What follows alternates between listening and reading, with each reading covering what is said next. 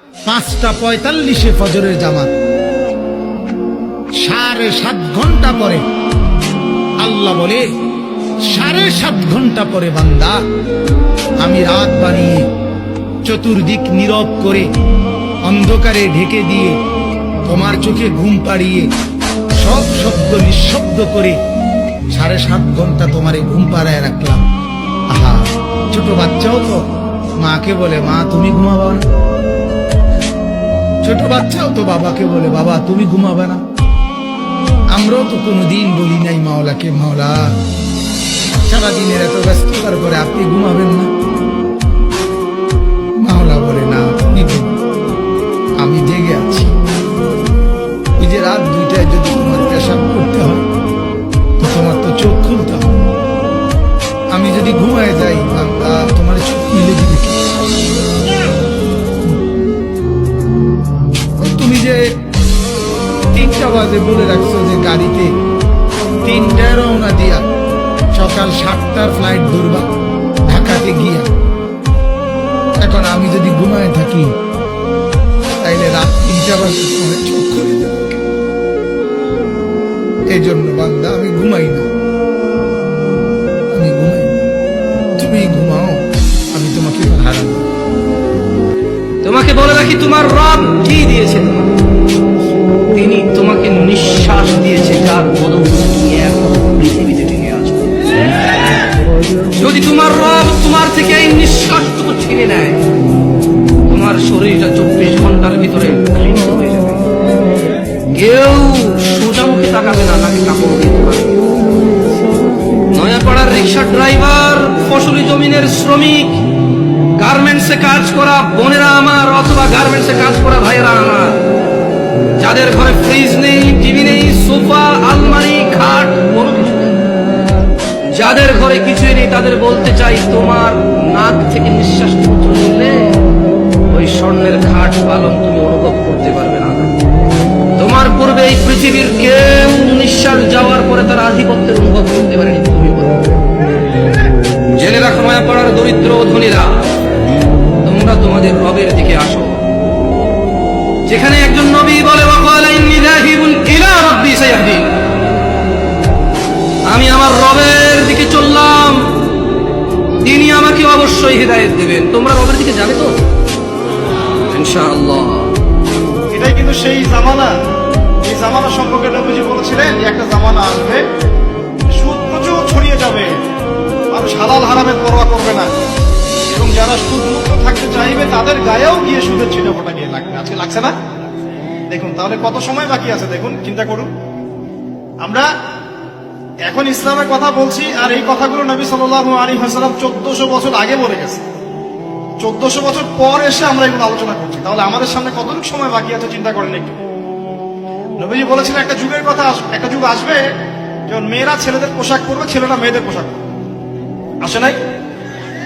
একটা যুগ আসবে যখন ছেলেদের সংখ্যা কমতে থাকবে, মেয়েদের সংখ্যা একটু একটু করে বাড়তে থাকবে। বাড়ছে না? সমকামিতা ছড়িয়ে যাবে, সমকামিতা প্রচুর ছড়িয়ে যাবে। বাড়ছে না সমকামিতা দিন দিন? সমকামিতা বোঝেন কিনা? ছেলে ছেলের সাথে জেনা করে নাউজুবিল্লাহ, আর মেয়ে মেয়ের সাথে জেনা করে নাউজুবিল্লাহ। এগুলো এখন বাড়ছে না? জেনা বাড়বে, নবীজি বলে গিয়েছিলেন জেনা বাড়বে এমন ভাবে মানুষ জেনাকে জায়েজ মনে করা শুরু করবে। এখন মানুষ জেনাকে হালাল করছে না। কেউ বয়ফ্রেন্ড গার্লফ্রেন্ড অ্যাফেয়ার্স যারা করে, এরা কি কেউ মনে করে যেটা হারাম? হারাম জেনে করে? ওরা মনে করে পবিত্র প্রেম। কি মনে করে? নাউজুবিল্লাহ। কি মনে করে? পবিত্র প্রেম। তো নবীজি এই যুগের কথাই বলছেন। তো কোন গ্রামের প্রতিটা মেয়ে মারা গেল, হুজুরও জানাজা দিবে না, জনগণও জানাজা করবে না, কারণ সে পতিতা, ঠিক না? তার ঘরে বাচ্চা হলে কি হবে? জারজ হবে, জারজ সন্তান। একটা পতিতা, তাকে জানাজা পাবে কেউ দেবে না, সমাজ দিবে না। দিবে না? দিবে নাকি? দিবে না। জানাশোনা হলে দিবে না কেউ। গ্রামের কেউ যদি জিনা করে আর সবাই জানে, তার জানাজায় মানুষ যাবে না। কথা ঠিক আছে কিনা বলেন?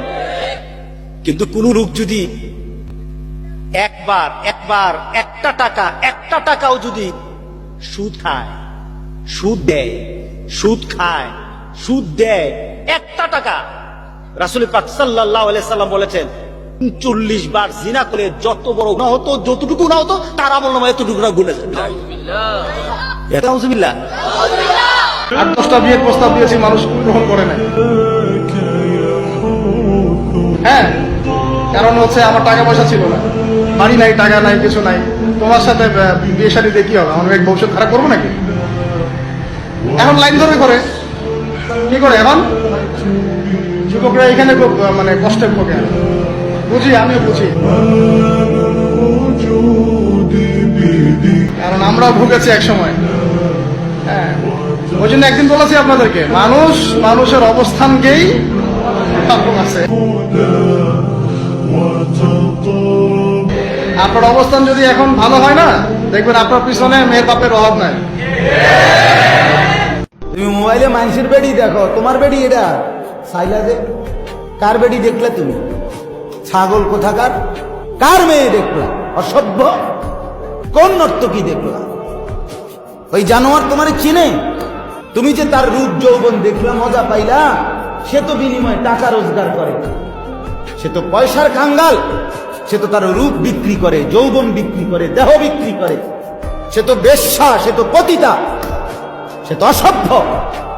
তুমি দেখলা, টাকাও গেল, শরীরও গেল, স্বাস্থ্যও গেল, যৌবনও গেল, যৌন শক্তিও গেল, সমাজের মানুষের কাছেও ছি ছি ধিক্কার পাইলা যে ছেলেটা বেয়াদব, কোন বেনামাজি, বেহায়া, অসভ্য।